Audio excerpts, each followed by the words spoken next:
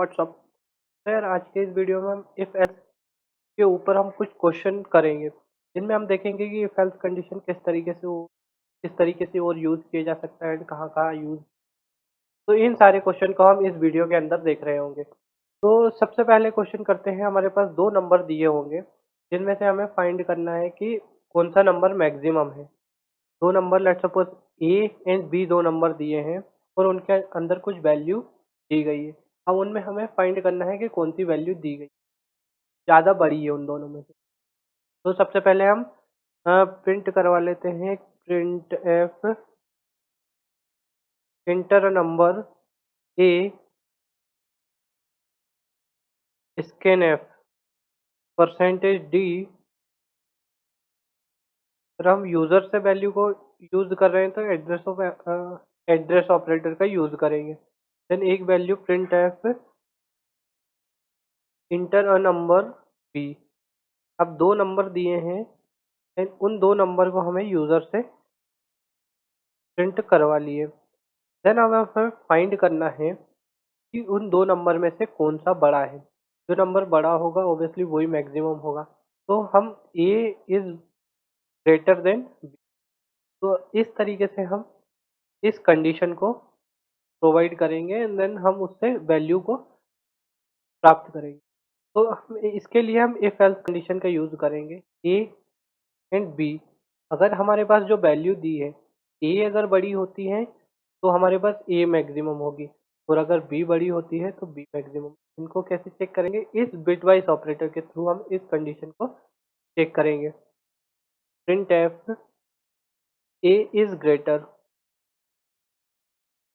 ए जो हमारे पास वैल्यू है वो ग्रेटर है, यहाँ पर उस वैल्यू को भी प्रिंट कर देंगे। देन अगर ऐसा नहीं होता है देन वो एल्स वाले ब्लॉक में जाके प्रिंट कर देंगे हमारे पास जो वैल्यू है बी इज ग्रेटर। क्योंकि अगर इस ब्लॉक के अंदर नहीं जा रहा है कोड, ए बड़ा नहीं है इसका मतलब, तो ऑब्वियसली बी की वैल्यू ही बड़ी होगी। तो बी की वैल्यू को हम यहाँ पर प्रिंट कर देते हैं बी। ओके, अब इस प्रोग्राम को हम रन करके देखते हैं।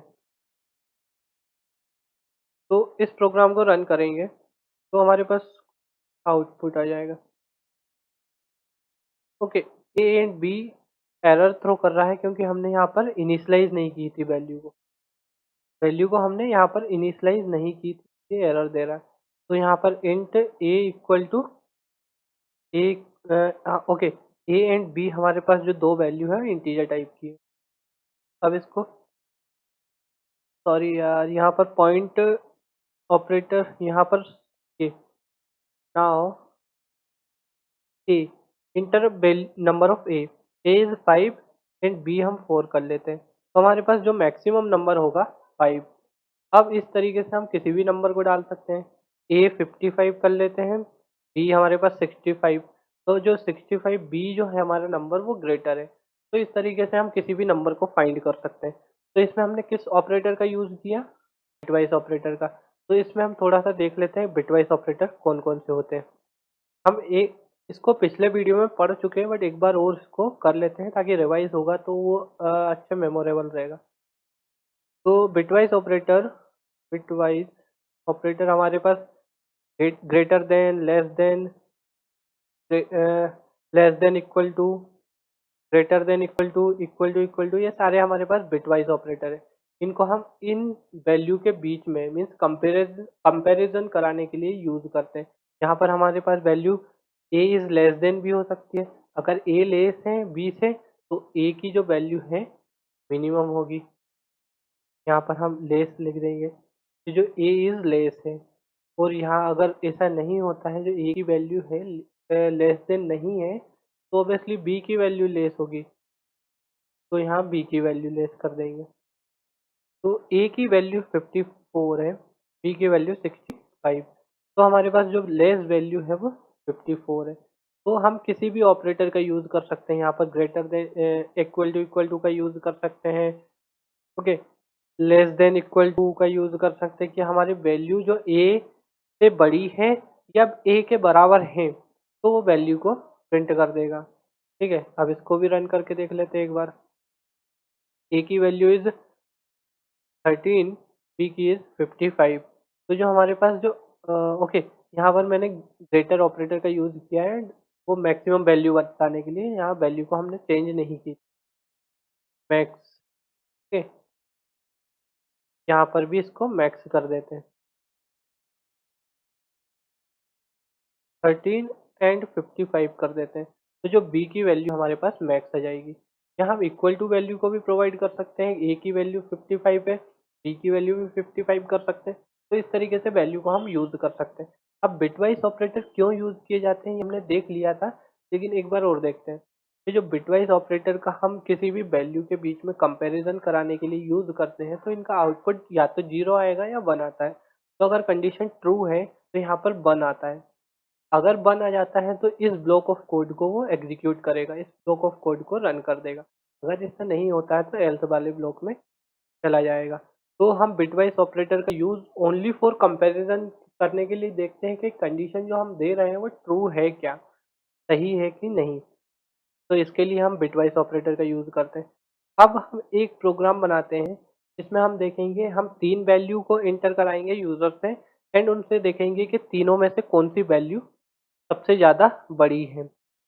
तो एक वैल्यू और प्रिंट करा लेते हैं यूज़र से, print F enter a number C. अब एक सी की वैल्यू और प्रिंट कराते हैं, scanf percentage d address of C. अब एक सी को यहाँ भी डेटा टाइप देना पड़ेगा, उसको कौन सी वैल्यू है, सी। अब हम दो ए वैल्यू और B value and C value, 3 value हमने यूजर से प्रिंट करा ली। अब हम हमें देखना है कि मैक्सिमम वैल्यू को कैसे फाइंड करेंगे। तो इसको भी हम इस तरीके से देख सकते हैं कि हमारी जो वैल्यू ए है वो बी से भी बड़ी होनी चाहिए एंड ए जो वैल्यू है हमारी वो सी से भी बड़ी होनी चाहिए। अगर वैल्यू ए जो है से बड़ी हुई तो ग्रेटर, एक वैल्यू से तो बड़ी है, और उस फिर अगली वैल्यू सी से भी चेक कर लेंगे कि क्या वैल्यू सी से भी बड़ी है। अगर सी से भी बड़ी है वैल्यू, तो जो वैल्यू हमारी ए है वो हमारी सबसे बड़ी वैल्यू हो जाएगी।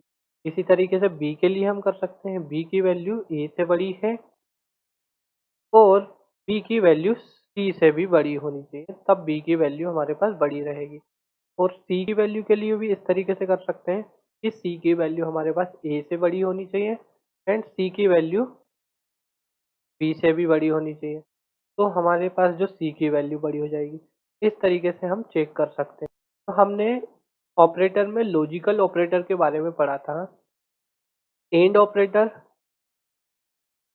लॉजिकल लॉजिकल ऑपरेटर के बारे में, लॉजिकल एंड के बारे में एंड लॉजिकल और के बारे में, राइट। तो एंड क्या होता है, इस तरीके से सिंबल रहता है इसका। तो जब हमारे पास वैल्यू दो कंडीशन चेक की जाती है, दोनों की वैल्यू ट्रू रहती है, तो एंड ऑपरेशन का यूज करते हैं। इस तरीके से यहाँ किया गया। क्या ए की वैल्यू भी बी से बड़ी है? हाँ, ए की वैल्यू सी से बड़ी है तो ए की वैल्यू मैक्सिमम हो जाएगी। इसको यहाँ पर कोड करके देखते हैं। ए की value is greater than B and A की value is greater than C. तो इस बिटवाइज ऑपरेटर का यूज करके हम, हमारा आउटपुट आएगा या तो 0 या 1। ऐसे इसका भी या तो 0 या 1। अब अगर दोनों वैल्यू सेम है और दोनों वैल्यू ट्रू है, तो इस कोड के अंदर रन करेंगे। ये ऑपरेटर इसलिए यूज किया जाता है इन दोनों वैल्यू को, इसको एंड इन दोनों को कंपैरिजन करता है। अगर दोनों वैल्यू ट्रू है, सेम है, तभी इस ब्लॉक ऑफ कोड को रन करेगा। ठीक है? अब हम देख लेते हैं if else if use, if else if ladder का यूज कर सकते हैं। ठीक है, क्या ए अगर ए बड़ी हुई तो यहीं से प्रिंट करके रिटर्न कर देगा। अगर हमारे पास वैल्यू बी बड़ी होती है तो B is greater than A and B is greater than C. तो जो वैल्यू है हमारे पास, बी की वैल्यू बड़ी हो जाती है, और ऐसा नहीं होता है। तो ऑब्वियसली एल्स वाले में, अब जो ए की भी वैल्यू बड़ी नहीं है, बी की भी बड़ी नहीं है, तो ऑब्वियसली सी की वैल्यू बड़ी रहेगी। Okay, C is max. Okay, C की वैल्यू हम हमारे पास बड़ी हो जाएगी। इस प्रोग्राम को अब हम रन करके देखते हैं। ए की वैल्यू हम 55, बी की वैल्यू इज 145, सी की वैल्यू को हम 95 कर लेते हैं। तो सबसे मैक्सिमम वैल्यू कौन सी है? 145। ओके, तो इस तरीके से हम किसी भी वैल्यू को फाइंड कर सकते हैं। मैक्सिमम, मिनिमम, किसी भी नंबर को हम इसके थ्रू हम फाइंड कर सकते हैं। तो इससे हमें एक अच्छी अंडरस्टैंडिंग हो गई कि हम इन ऑपरेटर को यूज़ भी कर सकते हैं, बिटवाइज ऑपरेटर को भी यूज़ कर सकते हैं इफ एल्स कंडीशन के अंदर, एंड हम इन ऑपरेटर को कितनी भी बार यूज़ कर सकते हैं, एक इफ एल्स के पैरेंथेसिस के अंदर हम कितनी भी बार यूज़ कर सकते हैं। ठीक है? यहाँ पर भी और कंडीशन दे के और वैल्यू को यहाँ पर कंडीशन दे देंगे, तो इस तरीके से हम आगे भी इनको यूज़ कर सकते हैं। अब हमारे पास एक एक लॉजिकल ऑपरेटर में और ऑपरेटर भी होता है। तो लॉजिकल और ऑपरेटर का किस तरीके से सिंबल रहते हैं? तो इसका यूज़ कब किया जाता है? जब हम हमें दो कंडीशन दी हुई है और दो कंडीशन में से एक कंडीशन हमारे पास ट्रू हो जाती है। ये दो कंडीशन दी है, ए इज ग्रेटर देन बी है, या हाँ ए अगर बी से बड़ा है, मीन्स अगर हम ए की वैल्यू 5 ले लेते हैं, 5 बी से बड़ा है, हाँ ठीक है, क्या 5 से भी बड़ा है? तो ये कंडीशन ट्रू नहीं है। एक कंडीशन सही है, लेकिन ये कंडीशन हमारे पास सही नहीं है। तो इसके लिए हम अगर इन दोनों कंडीशन में से एक कंडीशन भी सही हो जाती है, तो उस ब्लॉक ऑफ कोड को रन कर देगा, अदरवाइज दूसरे ब्लॉक ऑफ कोड के लिए एल्स इफ में चेक करने के लिए चला जाएगा कंपाइलर। फिर इसमें चेक करेगा वैसे ही वैल्यू को, क्या एक भी वैल्यू इनमें से सही है? अगर एक भी हो जाती है तो इस ब्लॉक ऑफ कोड को रन कर देगा। अब इन वैल्यू में दोनों भी अगर सही है तो भी कोई प्रॉब्लम नहीं है, बट कम से कम एक वैल्यू तो ट्रू होना चाहिए, यानी इनमें से एक तो सही होना ही चाहिए। ठीक है, तो इसके लिए हम लॉजिकल एंड लॉजिकल और ऑपरेटर का यूज़ कर लेते हैं। तो अब एक प्रोग्राम बनाते हैं जिसमें हम देखेंगे even number and odd number के बारे में। तो हमारे पास इवन नंबर और ओड नंबर के बारे में पहले तो इनके बारे में जानकारी होना चाहिए। Inter a number for taking even और ओड। ओके, तो इवन और ओड नंबर को चेक करने के लिए हम एक प्रोग्राम लिखते हैं। तो इवन और ओड नंबर को किस तरीके से चेक करेंगे? If A is modulo 2। पहले तो इसको हम थोड़ा सा समझते हैं। तो इवन नंबर क्या होता है? पहले तो इवन नंबर वो नंबर होता है जो कि 2 का मल्टीपल हो। 2 का मल्टीपल कैसे? जैसे 2 का मल्टीपल 0 है, 2 है, 4 है, 6 है, 8 है, 10, इस तरीके से वैल्यू जो 2 का मल्टीपल हो, तो ये सारे नंबर इवन नंबर होंगे। ओड नंबर किस तरीके से पहचानेंगे? मतलब कहने का मतलब ये है इवन नंबर, जैसे हम 55 लेते हैं और अगर इसको 1 से डिवाइड करते हैं, 1 से डिवाइड करेंगे तो हमारे पास 55 ही आ जाएगा। सर इससे कैसे आइडेंटिफाई कर सकते हैं कि इवन नंबर है या ओड नंबर? एक काम करते हैं, इस वैल्यू को एक इंक्रीज करते हैं, 2 करके देखते हैं। तो अब आउटपुट क्या आएगा इसका? आउटपुट इसका आएगा 27.5 है। अब 27.5 आ गया, लेकिन जो हमें रिमाइंडर चाहिए, मीन्स जो वैल्यू 2 से डिविजिबल हो, वो वैल्यू हम इवन नंबर प्रिंट करते हैं। लेकिन ये 2 से डिविजिबल तो है ही नहीं, क्योंकि पॉइंट में वैल्यू आ रही है और पॉइंट में चाहिए नहीं। हमारे पास ये पॉइंट में वैल्यू 0 अगर होती तो वैल्यू इवन नंबर होती, ठीक है, लेकिन ये पॉइंट में आ रही थी, ये हमारे पास ओड नंबर है। ओके, ये ओड नंबर हो गई। लेकिन इस वैल्यू को हम अगर 54 कर लेते हैं या 54 6 इस तरीके से यूज कर लेते हैं। अब इसको 2 से डिवाइड करते हैं, तो 2 से डिवाइड करने के बाद अब कितनी हो जाएगी? 27, 27, फिर 27.0।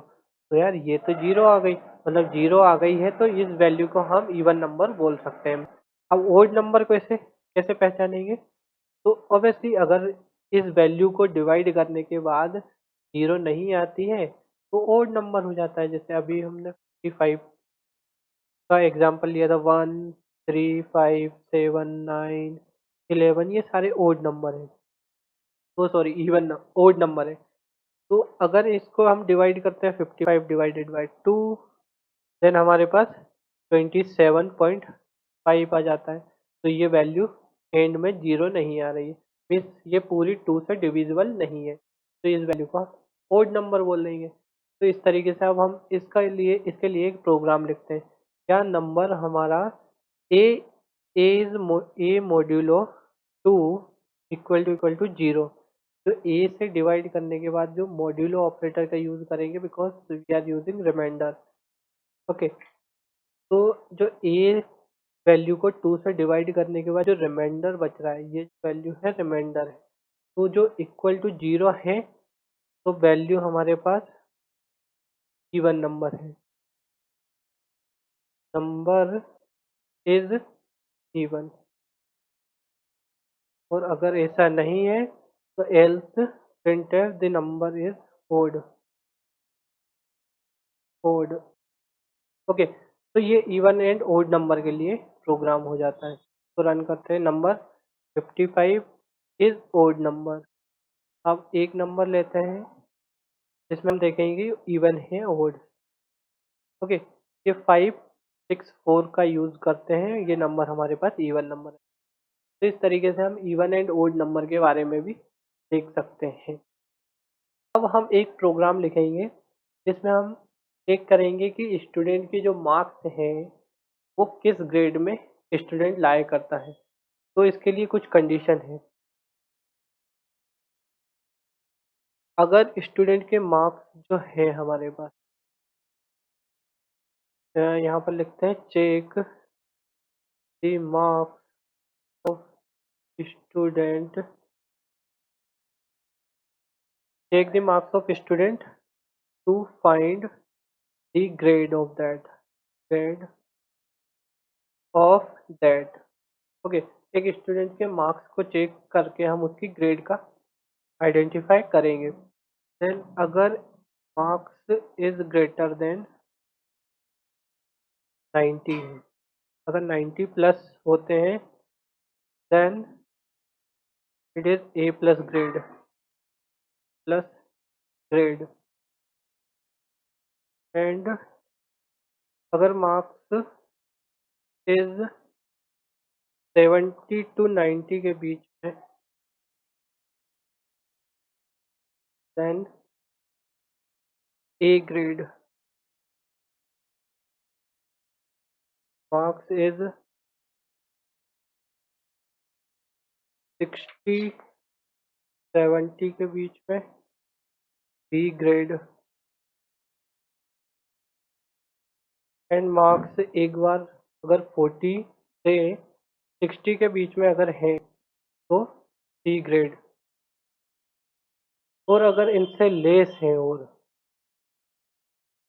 अगर इन मार्क्स से लेस हो जाते हैं और लेस देन 40, तो student 40, then student is fail. इसका एक प्रोग्राम बनाना है आपको। तो वीडियो को सबसे पहले पॉज करके आप चेक करिए कि आपसे बन रहा है कि नहीं। एंड अगर नहीं बनता है तो आप वीडियो को देख सकते हैं, और अगर अगर आप बना लेते हैं तो आपकी अंडरस्टैंडिंग बहुत ज़्यादा हो जाएगी इससे। तो वीडियो को पॉज करिए एंड बनाइए। आई होप आपने बना लिया होगा इस प्रोग्राम को।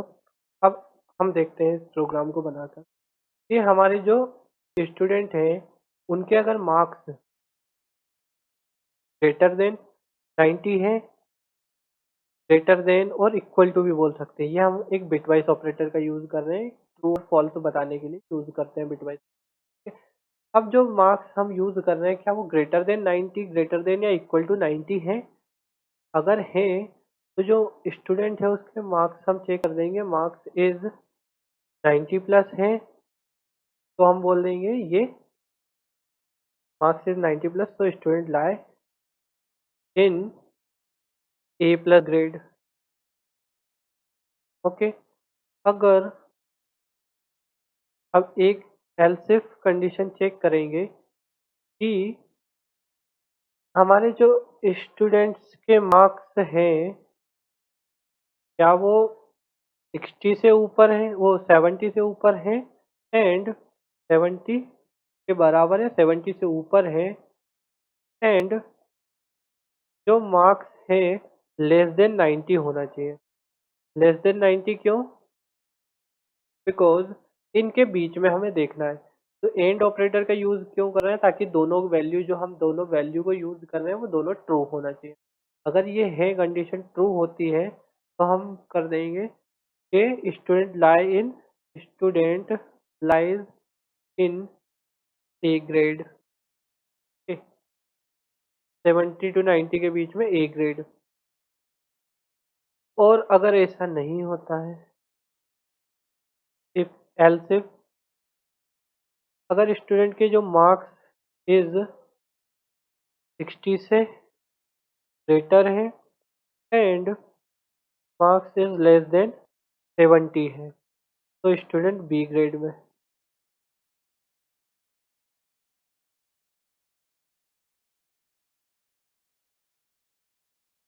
स्टूडेंट